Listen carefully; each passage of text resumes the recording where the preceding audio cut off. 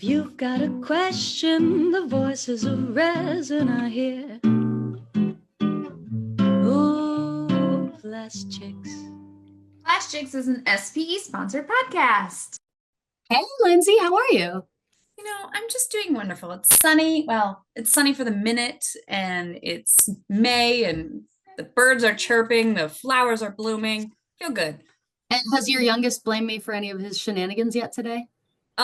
Nothing today. You apparently spilled milk in my house last night, and he did And get you out also his talked it crib. through with all my mini feet. Yeah. So very rude of you. Please don't teach my son how to do that. Oops, he already knows. It's fine. But I'm Lynzie Nebel. And I'm Mercedes Landazuri. And with our powers combined, we are PlastChicks, the voices of resin. And we are also having some very strong Friday vibes, apparently. But that's okay. Is it Friday? Wow. It is Friday. Congratulations. You've made it. Thank you. But we have a Diet Coke in an SPE koozie, and we're gonna get on because we are doing great today. And so you can check our podcast out typically the first Friday of the month. I say that with a small asterisk, as this episode is being recorded on the first Friday of the month because apparently we are very busy bees. But that's okay. Yeah. We were actually recording some video footage earlier this week in the Cincinnati area. Take your guesses. Really exciting project that we're excited to share with you in the next few weeks, maybe at least the first, maybe the next few months, but stay tuned for that. Yes. And so with that, we will get on recording this episode that I know you are all very upset did not release today. So today we have Jennifer Hoffman. She's the Director of Project Management for Eurofins EAG Laboratories in Sunnyvale, California. Hey, Jennifer. Hi. Hi. Thanks so much for joining us on the pod today and bearing with us during our technical difficulties. Not a problem. And thank you so much for the invitation. I'm excited. Now, Dr. Jen or Dr. J, whichever you prefer. We want to start off just hearing about your background. I know that you got your bachelor's at the University of Michigan, our nation's our nation's largest university, and then you went on to get your PhD at Virginia Tech. Now, how did you always know that you wanted to go into materials science, or how did that? Okay, tell us about how you ended up. No, so I kind of started off with an interest in biology and chemistry. Advanced biology, advanced chemistry in high school is kind of intriguing. But I was born and raised in Midland, Michigan, so I'm a Midwest girl. But Midland was where Dow Chemical and Dow Corning had their research facilities, and they heavily recruited in the high schools. So I got an opportunity to work at Dow as a student technologist in my senior year in high school and into my first 2 years of college. I went to a community college before transferring to Michigan. And as a student technologist, I was in the thermal analysis laboratory. So I got to do cool like curing studies on thermoset polymers, and it was really exciting. And I was really good at it. I could click the buttons and I knew how to do the analysis because it was kind of muscle memory. But after doing it for 3 years, but then, I didn't really know what a polymer was. It's still intriguing even to this day in some ways, right? And so I wanted to learn more. And I immediately changed my major from biology to MSc with a focus on polymers. And so after grad school, I joined Exponent, which is a engineering and scientific consulting firm. And I primarily performed failure analysis of polymers and also did product development support, material selection and those sorts of things as companies are developing products to get them to market, and then post-market failure analysis, sometimes litigation as well. And the interesting thing is that I met my future business manager at Exponent while I was in Japan presenting at a SAMPE conference. just before defending my dissertation, and I had already accepted a job at Procter and Gamble in Cincinnati, Ohio. Um, but after so that was an interesting kind of nonlinear way of getting a job, because eventually I went back to them and said, "Hey, I'm still interested. Can we do something about that?" And so I was there for almost 12 years. And then I transitioned into industry for 6 years at a med device startup company, and helped develop a multi-layer gas barrier film for a gas inflated breast tissue expander. Mhm. So not for cosmetic, it was for people who were going through, um, they had mastectomies. It was post mastectomy, and the product was sold in the U.S. So that was kind of I was on the team. I was managing that project, to get that generation of the product into the U.S. market. And then the company folded in 2019, and that's when I joined EAG Laboratories, where I am now. But I started in a sales position, and interestingly, I was a customer of EAG at both Exponent and the startup medical device company. So I kind of saw it from different perspectives. And then once I got into the company, it was really cool because I had worked with those people before. So I knew several folks at this company. I was ultimately recruited for my initial role. But I love managing projects, complicated problems, troubleshooting, problem solving, and helping clients solve their materials related problems. So I helped EAG create a new group of highly educated, customer facing engineers and scientists, basically to give clients a better service and manage their expectations for more complicated issues. So that's kind of how I got where I am now. I was so excited. I know my nerd is showing pretty big here, but I was so excited looking at your work history and seeing that you worked at Air Expanders, because actually on our drive back on my drive back from the Cincinnati area, I was listening to an interview with Olivia Munn, who had had a double mastectomy, and she talked about these expanders, and I had never heard about them before, and I was like, huh. Like, what's that about? Like, this is, it's with reconstructive surgery after a double mastectomy.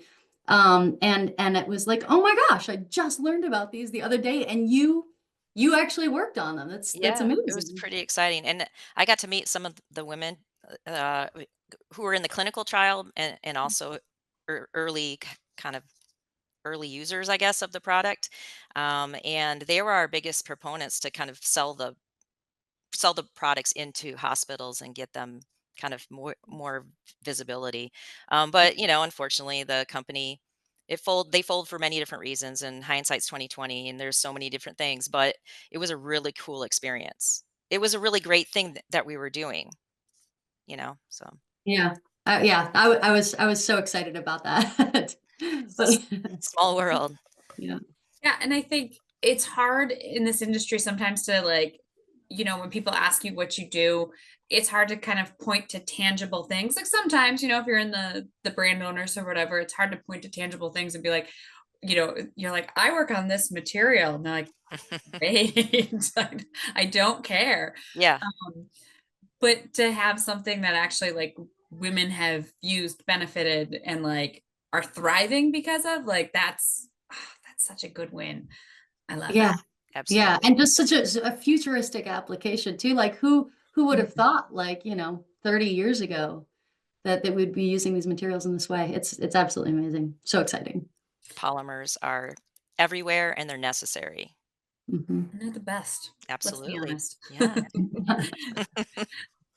So we were doing some pre-conversations before this, and we were talking about how, a lot of what you do is I mean, it's all client specific. So there's a lot that's very um confidential. We can't go into specifics. You can't be giving us the 411 on your actual day to day at the moment.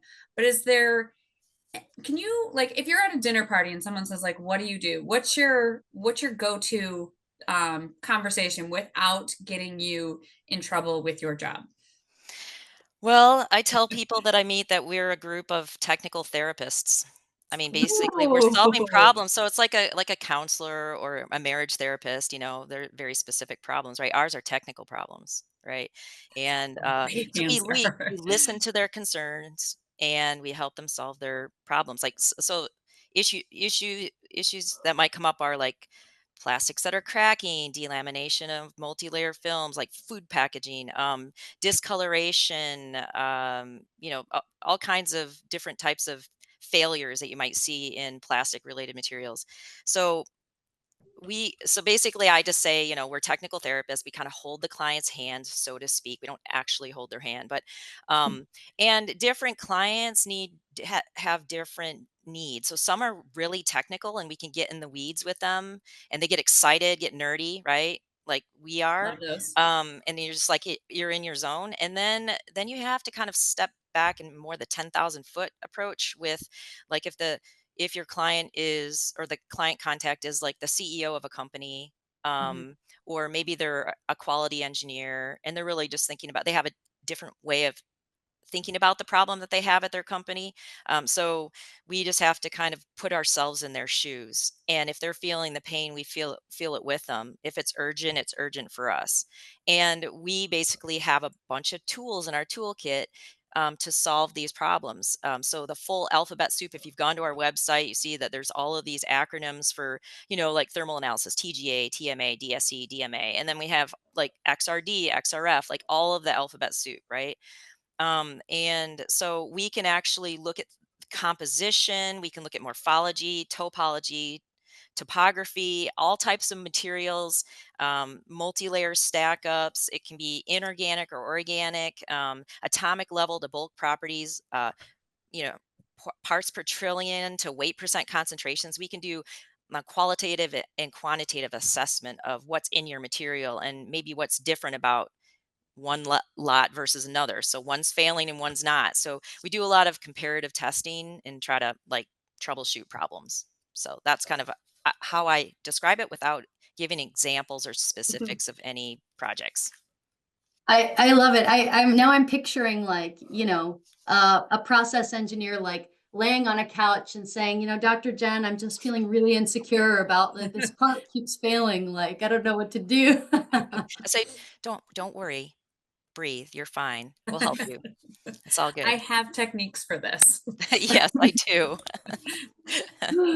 Now, failure analysis obviously is a big part of your work. You even mentioned that you have a book right in front of you today about failure analysis, I think, Yes, sitting on yes. it. What are some of the most common issues that you see in plastics and why do they matter so much across industries? I sort of mentioned a few, but delamination of multi-layer film packaging, like recently we worked on like dog food bags that were having some issues. So like and packaging of like liquid products or solid products that are either leaking or they have an off odor or something's happening. It's either the packaging's causing the problem or there's a breach in the packaging and you're getting like something's coming into the material versus coming out.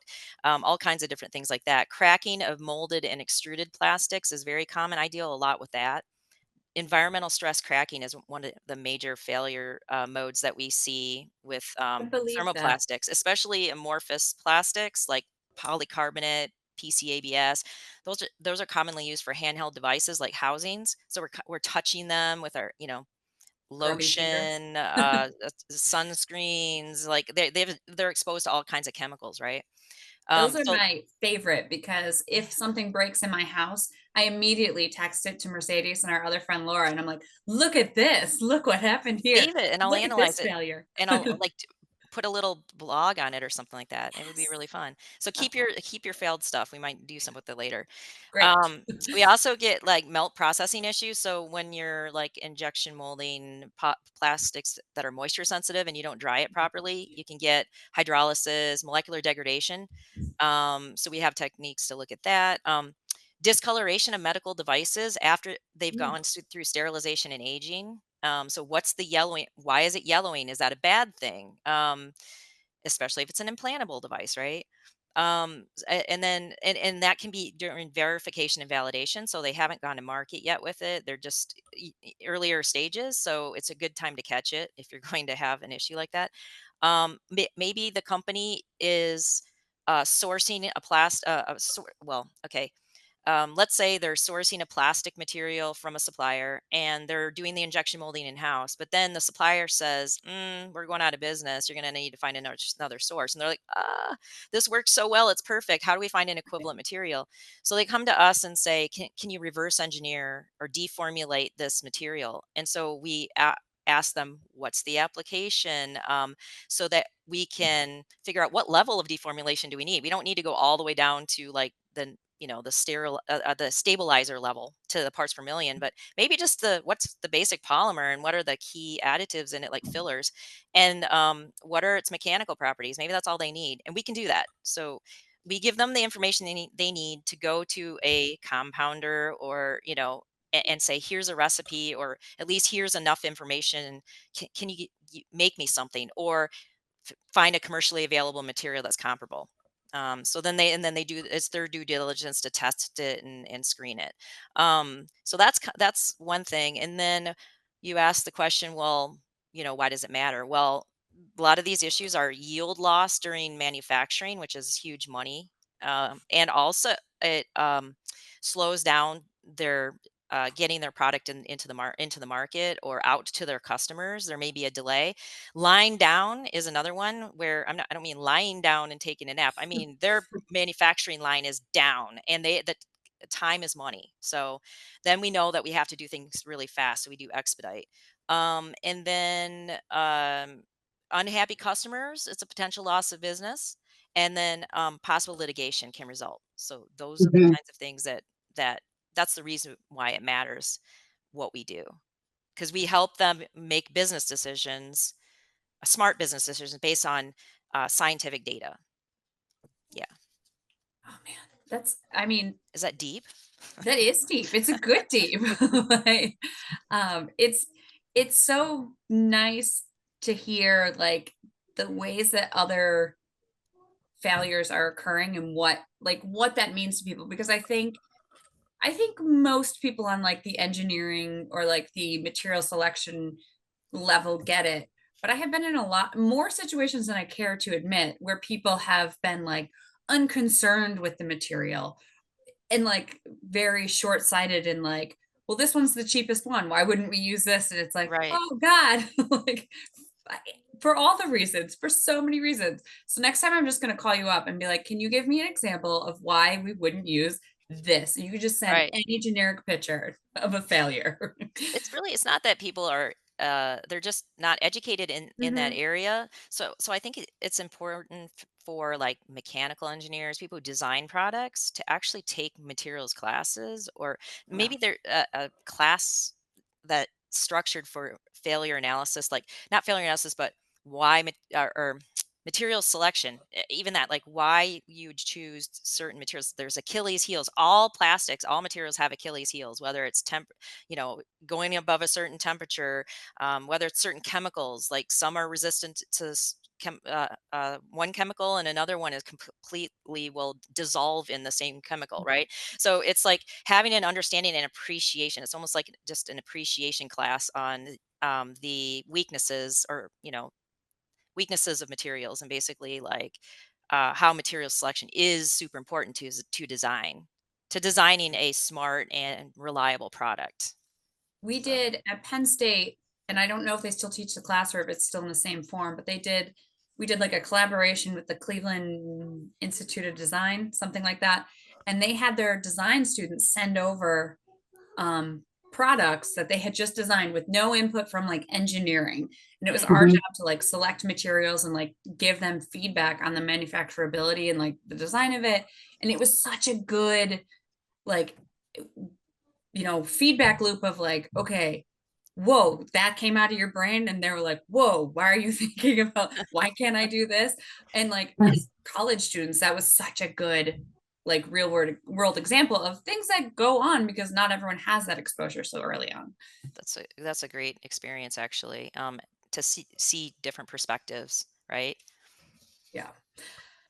Um, and kind of going along with what you said earlier, there's you have a lot of like product development. You're kind of dabbling in that world of like you're potentially getting into like intellectual property type vibes.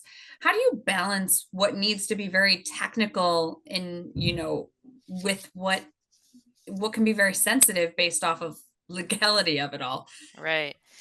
Well, I mean, first and foremost, at EAG Laboratories, we treat all information, all customers' information confidential. Now, some want an NDA on top of that, like an Mhm. extra layer of protection, but we treat everything as confidential, and we have different layers of like confidentiality. Some customers are paying us to have like cameras, uh, like on the door to the closet, the restricted closet where we have their samples, so they know who's going in and out and all this kind of stuff. I mean, it's like there's some serious measures that we have to do, but it's because of the highly sensitive nature of they're developing new products, new electronics, new devices, new medical devices, whatever it may be, and it hasn't been presented to the world yet, and they don't want that getting out. Um, and so, we basically we have special internal processes for how we handle everything. But aside from treating everything as confidential, we're also fact witnesses in legal matters. You mentioned intellectual property. We actually do intellectual property litigation, where we're witnesses, not necessarily expert witnesses, like the one that has the opinion about the data. We're the Mhm. ones that support, or I would say we testify to the quality and the validity of our data. We stand behind our data. Oh, So the I didn't rigor know that was is a in how, thing. yeah, the rigor is in how we do our testing, sample prep, our testing, and our analysis, and that's what we're presenting to our clients. We stand behind that. So yeah, I hope that answers your question. It does. Okay, good. Now, I'm curious. Has there been, you've been doing this for a while. Has there been a shift in what your clients are looking for in recent years? Have you seen like more shift towards sustainability focus, or you'd mentioned analysis with like sterilization and things like that? Any new materials, or what are people looking for now? Has there been a shift? I mean, we can sort of talk about it more high level, right? Because I can't tell you the things that we've seen or that we're seeing, and also the way that our commercial group sort of like forecast things is based on the market trends and what we think is going to be happening in the next year, or the next few quarters and that sort of thing. So our company, the core industry that we serve in this company is semiconductor. So when you talk about AI, 5G, all that kind of stuff, we're basically they're kind of moving towards higher power devices and things like that. They're going to require advancements in materials and also chips and all kinds of different technologies that are semiconductor related, which I'm a polymer person, so like it's kind of a foreign language, but I am learning a lot being here, seeing all of these different industries and getting my hands and working on some projects that are not necessarily in my area of expertise, but um, the so higher power devices require new materials and a real like innovative thinking about how to new alloys and new single crystal materials and things like that, and certain dimensions. So we're looking at things that are really really super small scale on the nanometer level, features that are like on the nanometer level. So it's pretty interesting. And then we also have, and also sustainability initiatives are, I think, throughout the industry, especially in the plastics industry. We're seeing like um, not necessarily new materials, but recycled materials, and looking at like impurities and things like that, because it's used for like food and beverage, or it might possibly be used in medical. But I think the recycled materials are in like more commonly, for instance, recycled PET. For the food and beverage industry, but we're definitely seeing, also in the battery space, recycling is becoming a big issue, and new materials for batteries that are more sustainable, like materials that are not rare earth metals and things that are abundant in the Earth's atmosphere that can be used, and recycled as well. So those are the kinds of things that we're seeing, but that I can't get any more specific than that. Yeah, and I don't know if you'll be able to answer this question, and we can certainly edit this out if you can't, but you'd mentioned the commercial group forecasting. Is that like more of a traditional forecast where they're just forecasting numbers and the business that you're going to be doing, or is it more kind of the later part of what you were talking about, more doing horizon scanning of here's this new technology, here's where we think the world is going to be going, if you're able It's to kind say. it's kind of a mix of all of that because we were looking at like our trending over the last X number of years in Mhm. specific industries. And we're like, okay, what caused that to dip? What caused it to spike? And usually you can associate that with some kind of geopolitical event or, a new administration, tariffs. We're looking at all these different things because they do affect us. We're a global company, so it does matter what's going on throughout the world. But we do look at historical trends for our own business, and then there are different things that are the sales and marketing side of things that they look at in terms of our specific biggest customers, our top customers, because we kind of ride the wave of our top customers, and but also we're diversified because we dabble in all of the industries, not just semiconductor, but we do kind of ride that wave. Um, yeah. Mhm. It's and now another little tangent, but I saw in the oh gosh, what is it? The government oversight Hmm. office.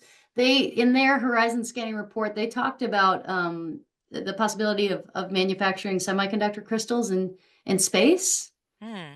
Like, yeah, I know Maybe it's we could wild, right? open a lab up there, in the space Yeah. station or something. I don't know. We haven't thought Yeah. Take about that Katy yet. Perry with you. I heard she's an astronaut. Maybe we can get the backing of Eurofins, our mother company, Yeah. to fund that. I don't know. We'll see. Oh man. Um, well, that was a tangent. I don't know how I will Couple of them, couple of yeah, tangents. Okay, that's great. recover. I like that. Thank you. But you mentioned that you have the alphabet soup Mhm. of equipment and tools and techniques that you have at your disposal. What's your favorite? Pick a favorite. Let the other children know who's the best. Oh, so I'm not just what ones we use the most, but the I ones mean, that. I suppose you could do that, but I like calling things out, making Okay, other people feel bad. I think I really like pyrolysis GCMS. Do I need to spell that out for the Let's go layperson? into it. I Yeah. don't know Okay. what GCMS is. Gas chromatography mass spectrometry. So it's Oh, basically a right. very sensitive nose, a very sensitive to like, parts per million, parts per billion kind of concentrations, really, really low concentrations of chemical species that are volatile. So gas chromatography, basically, um, let's just say the technique is sort of like a headspace technique. So you basically take your material, put it into a little crucible, you put it into this little, into the instrument, and you heat it up to a very high temperature to literally degrade the material in an inner atmosphere and break it down into its fragmented into smaller species. So you're taking a polymer which is not volatile, and you're heating it up and causing thermal degradation in an inner atmosphere to break it down into its monomers, its trimers, its dimers. And so you can identify an unknown polymer by putting it in this instrument. So you can do FTIR, right? That's a common, easy, get a fingerprint, but it's a bulk technique, and it just tells you, oh, it's in the polyamide family. It's a nylon. I don't know which nylon it is from because nylons have similar absorbance peaks, right? They have similar functional groups, so they're good. So it's really you can tease some differences out, but polyolefins, for instance, like um, polyethylene or polypropylene or copolymers that are all different kinds of copolymers of the polyolefins. It's like, well, you can do FDR and get some information, but pyrolysis GCMS is going to tell you which monomers are in it and tell you whether it's a copolymer or a homopolymer. And other ways that you can use it too is it has a two-step process there's two steps that you can do. You can first heat it up to a temperature that's below the degradation temperature of the polymer, and it will volatilize out anything that's small molecules. So you can detect additives, and also you can use it to compare a good versus a bad sample and see if there's evidence of degradation of the polymer. Because oxidation products and small molecules of the polymer that are volatile that degraded will come off at that lower temperature, and you can see that it doesn't come off in a good sample. So it can be used in different ways, and that's the one that I would say I learned about. I didn't know about when I came to EAG, but now I like it, and I get excited when we include that in the scope of work. So You're like, great news. I know what we could do with this one. They're like, it has nothing to do with that. You're like, we'll that's find a way. that's right. Yep.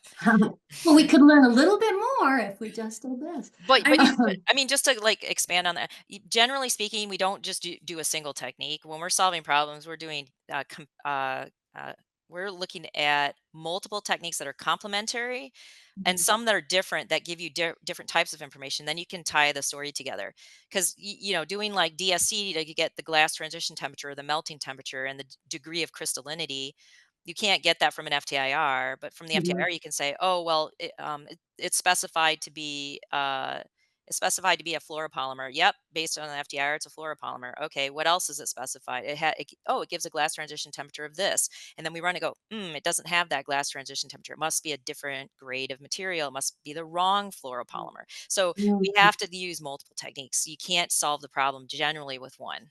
But Mhm. yeah. Very cool. So, Dr. Jen, Lynzie and I think we both know you through SPE. Hmm. Now, you've been instrumental in launching. You're a member of the SPE Golden Gate chapter, right? Yes. And you've been instrumental in launching and sustaining a mentorship program there. Tell us about that program and Yeah. what was the inspiration yeah, behind it? because mentorship programs are hard because I have been a part of some startups and it's hard. So how do you maintain that? Yeah, you want it to be organic more than anything, and don't make it so prescribed. I think that we've learned that along the way. Let me to go back a little ways. Joined SPE Golden Gate section as a director on the board. I was invited to join in 2006 after I moved to the Bay Area the second time. Mhm. And within a year after I moved here, I joined. So I bet it's been now, gosh, 2006. It's been 19, almost 20 years, right? That's crazy to think that it's been that long. But I've been on the board that I started as a director, then I was like the secretary, then the vice president and the president, as president, vice president, secretary. Now I'm the treasurer, and I can't get rid of that. I'm the treasurer forever. But anyway, so I what feel like happened was, treasurers are kind of a for life deal. yeah, it is. It's like it's really, yeah. But 5 or 6 years ago, my EAG colleague Yannicka Schneider, she's actually teaches at San Jose State. She is a project manager in my group here. She is an organic, like an FTIR expert, and all this sort of stuff. So we kind of like clicked, and we're very driven as well. We just we're we were thinking of like how can we make our chapter sort of um, reach more people, and be more meaningful. And we were partnering with, or not partnering with, but the local in the Bay Area, there's several universities here that also have student SPE chapters. At one time, Berkeley had one, but then they kind of the people who were involved were seniors, and they graduated, and they didn't have a transition plan. But we have Yeah. San Jose State, and Yannicka is really connected there because she teaches there, so it's a really strong program there. And then Chico State in the East Bay. It's like 3 hours from Mhm. here in the Bay Area. Um, so she had a mentor when she was through her college career and into her actual industry career. She's had a mentor the entire time, right? I never had a mentor that I knew was a mentor. I knew there were certain people that influenced my life in different ways, that I could say that in a way they mentored me, but it wasn't formal or official or anything like that. I feel like for Yannicka, it was giving back, and for me, it was paying it forward. Like just like I feel like there are some things that I wish that I would have had guidance on, and I didn't. I had to figure out on my own. But I want these students to know, and young professionals to know, that they're not alone and we've all been through it. Maybe not exactly, but we've been through it. So they feel like they're isolated in a silo and like in a vacuum. And like, oh my God, I'm going through this horrible thing and I don't know what to do. But it's not just like going through a horrible thing. I don't mean it that way, but it's more like, giving them guidance on like their resumes and how to prepare for an interview, how to find an internship, not handing them something on a silver platter, but giving them like introducing them to people in our network. We've expanded our network so huge, right? I mean, you guys have a huge network through LinkedIn, through social media, just like-minded people that you connect Mhm. with, and you swap business cards. I don't know if people do that anymore these days, but basically just like giving them a platform where they can get advice and guidance. And that's really, and we wanted to do that. So we started that about 5 or 6 years ago. And I've had one or two students every year, and so is Yannicka, and basically all of our board members are like, from different companies, and they volunteered as well. And we've gotten some of our SPE members to also participate. But what we do is we structure it so we have 3 events. A kickoff event, which is usually a hike of some kind, so we can get together as a group and meet each other, not just your mentor, but the whole group. And then a one in mid-year check-in. This year we did a two truths and a lie kind of icebreaker. They couldn't figure out I told them I was from Ohio and that I love Ohio because the Ohio State University. Nope. And I know everybody was like, exactly "Oh where I'm my God, going. obviously she's from Ohio." So the fact that gardening is therapeutic is probably not a truth, so that's the lie. I'm like, "No, actually it is." Um, and so then the third event would be, we're going to have one coming up here this month, is the wrap up. And we'll probably get together and have a lunch. But in between, we pair up the students with somebody in the industry that has a similar, like, whether it's personal, extracurricular, like they love to jog, versus like, I'm into polymers. It can be or into polymer manufacturing. It doesn't have to be technical. It can be personal, and just some connection so that they click somehow. And it seems to be working. We started doing that last year. Before that, we were just pairing them based on technical, and that wasn't enough. And Mm. some people dropped out, but it gets stronger and gets a little bit more polished every year. So we're going to keep doing it. I I love that. Like I think you're right. Like I think a lot of things we do in this industry and like as part of SPE is to try and like encourage young professionals and students to be involved and to expand their network and all the good things. But it's hard for them to make the first step. And sometimes it's hard for like the professionals, as we're kind of all caught up in our own, delightful little worlds. And to bridge that gap. And I love that you make the partners, not just technical. I think the personal touch makes it so much better because sometimes it is hard to be like, hey, you really like polyethylene? Me too. That's great. Yeah. I'm reminded of like when I was trying to be friends with Lynzie because we had met on a conference Trying. call. That's funny. I'm Yeah. very sneaky. Because we had never seen each other before. We had Googled each other, and I was gonna be maybe a couple hours away. Maybe I was in Cleveland or Akron or something like that. As I was a lot back in the day. And I was like, hey, like I'm gonna be kind of close to you, and I saw on this one article about you that you like craft beer, and I like craft beer, and maybe we could get together and have a craft beer. There you go. It's like that. Those kind of little personal touches make it so much easier. You're like, I don't remember that. I Yeah, was gonna say, because did I say no to this invite? yeah, I think you were working on having your first baby at the time, so that That's was not fair. the right thing. Can't do beers with babies. But she persisted. I got That's so eventually. You awesome. really showed me. Oh man. In addition to the mentor stuff, you also do an education expo with the Mhm. university students. How are these kind of events like benefiting both students and professionals in, maybe a different way than the mentorship program? So the Education Expo started way long time before. It wasn't called that before. I can't remember what it was called before. It was like an evening event at a hotel in a banquet room. that was Mm. catered, and it was very formal and it was very stuffy.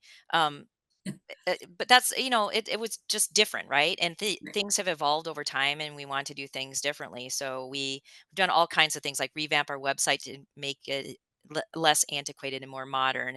And the education expos and the evening event sort of evolved into a Saturday afternoon event where we served lunch. And we did it at like a barbecue restaurant one time. We've done it at companies. And this year, just last month, we did it at Chico State, where they gave us a tour of their polymer processing labs as well. So the students actually organized it, and it empowers them, right? And it also like takes a little load off of us to do all the Right. organizing. But really, it's where students will present their research, whether it doesn't matter whether they're a freshman, sophomore, junior, senior. It's their senior project, their capstone project, or they're a master's student. San Jose has a master's program, and some of the students actually participate. Um, so it's an opportunity for the students to practice their presentation skills, um, answering questions, that are kind of like showing that they know that what they did means something to them, and that they actually know what they were doing, and they learned something from it, right? But it's an opportunity to network with other students, so the Chico students can network with the San Jose students, and kind of hopefully there can be a future collaboration, because the focus of what they learn at the two schools is very different. One is very hands-on, they machine stuff, they make tooling, and they do injection molding and extrusion. And the other one is more like materials characterization. They do SCM, DSC, they do 3D printing, and they characterize what they print, and they select materials. And so it's really a great opportunity to sort of cross pollinate the universities that are interested in materials. So the materials clubs at the universities, and then the industry professionals, they're judges. We give monetary awards to the most outstanding research undergraduate and graduate, and the most promising. That This year we gave $500 to three different students. I haven't sent the checks out yet, but I will. But we we won't tell we just had it just like Treasurer, that. so treasurer for Um, life. yeah, I'm the treasurer, and I'm slacking. I only had one job, and yeah. So we basically, it's an opportunity based for industry professionals to provide constructive feedback and actually see what research endeavors are going on at the university. A lot of sustainability, the theme with sustainability, using like almond shells and spent Mm, hops from the Sierra Nevada brewery to that's a make great deal. composites, and learn how to, like, oh, you have to dry them first before you process them. That's why they're burning and crumbling and falling apart. And I can't make samples because you have to pre-dry them. They have a lot of moisture in them. So they're learning from the failures, even if they didn't have a successful project. So um, eh, we hold a workshop in advance to provide guidance on how to prepare a clear and concise and impactful presentation. So how to like, there's 5 different sections to the presentation. There's 5 different sections to your poster. You have an objective, you have, your methods or your approach, your design of experiments, you have your results, you have your conclusions, you have your next steps. And so we kind of walk them through that, and we give them examples. And then we pair them up with mentors for the expo. We cannot judge their posters, but because it's a conflict, but we are there to help them refine their abstracts. We give them an opportunity to revise their abstracts before they submit it, and then we can review their posters or their presentations and give them feedback before they submit the final version. And so it's really a great program. Actually, it's turned into a program. It's not just an event. It's our flagship event. Very cool. Yeah, Yeah, Very there's cool. so much there's so many individual benefits packed into one little program. Yeah. I Like, know. We just need more It's people to a come. We need more industry professionals to come. I think we just maybe we need to reach out to SPE national, to headquarters, and say, how can we make this even better? Like, do we need yeah. to advertise it way in advance? Like, how do we get this to be bigger than it actually is? We struggle with that. We try, but it's evolving. It's getting better. It's more organized, and there's more people from our board involved in it than it used to be just me and Yannicka, or just me. And Yeah. it gets tiring. So but we really see the benefit and the value in it. So we're going to keep doing it, and we're just going to push to make it better, basically. Well, now I want to know because I'm a Northern California native, even though I'm Hmm. in the Midwest now. But I want to know when the next one is. It's always in At least one April. It's in it's April. usually in Oh April. man! We So I you just just missed missed it. it. Yeah, you just missed it. But you can help us get ready for the next one if you have some ideas. Absolutely. But Yeah. certainly, yeah, it's always in April. Usually before the students, there's like spring break and graduation, and they have their capstone projects or they have to defend their masters or whatever it is. We don't want to interfere with that. And also the schools have different schedules. So we have to pick a Saturday that works because weeknights are hard, Sure. and driving from 3 hours, the students have to either the San Jose State students have to drive 3 hours, or the Chico students have to drive 3 hours. We want to make it fair. So we went to Chico this year. But yeah, so usually it's in April, mid to late April. Very cool. I'm really going to try to make it next year. So, Awesome. but so Dr. Jen, we're just about out of time here, but you've had such a dynamic career in this industry, getting to work with all different types of materials and all kinds of segments. Um, it's I want to know, is there a piece of advice that you've had in your career that you wish you'd gotten earlier, or is there a certain particular piece of advice you always try to give to new scientists and engineers entering the field? Yeah, I think it's more based on experience, and not I'm not that I was lacking something that I wished I had other than a mentor. Mm, But I would say I would encourage them to get actively involved in professional societies that are related to their technical interests, like SPE, for instance. It's been sort of like a not just in the network that you create, but it's like a family. I come to anti I haven't since the pandemic, I haven't it's been kind of different, right? Because mhm, we had virtual and then hybrid and then back to in person. And so but up until the pandemic, I went every single year to the annual technical conference, and I would see the familiar faces, and it's like catching up with old friends and kind of like an extended family, right? But I would say start by attending events to meet like-minded people, strike up conversations, swap business cards, start building your professional network, right? Join LinkedIn and keep your profile updated, because people check it, right? Like, mhm. just to see, okay, what has this person done? Who am I talking to? Um, and then join the board. You could be a director, volunteer to be on a subcommittee, get involved, help organize an event, right? It starts there. That's what it started for me. I kind of like got involved, was a little timid, a little little kind of, yeah. And then once I got into it, I got excited about it. And then I realized this is really easy and it's fun. And I like helping people. So this is great. So, and then you can start sharing your own ideas, and maybe it gains traction and turns into something. But, once you have a network, you be strategic about who you let into your network a little bit, but periodically reach out to them and say, Hey," or if you see an article and it reminds you of a conversation you had with someone, drop them a line, send them an email, whatever. You never know when you'll need to tap into your network. Um, so it's okay to pivot if the path you're on is currently not a good fit, because that happens, I think, to everyone. There's always like this one job that you're going, God, but I don't jive with my manager. They're not supportive. It's a toxic environment. This isn't a good fit for me technically. I don't feel comfortable here. It's okay. You can pivot. It's not a bad thing to pivot. But I would say that, based on my experience, knowing someone personally who has connections in the industry or at a specific company is how you get your foot in the door, and often a leg up on a job opening. So, like, I had to fly to Japan to meet my future business manager at Exponent, Small actually. feat. It's fine. And I had already accepted a job at Procter and Gamble, and I was 3 weeks away from defending my dissertation. I wasn't even thinking about another job at that point. I was excited for my first one, but it became like an opportunity that was a future opportunity.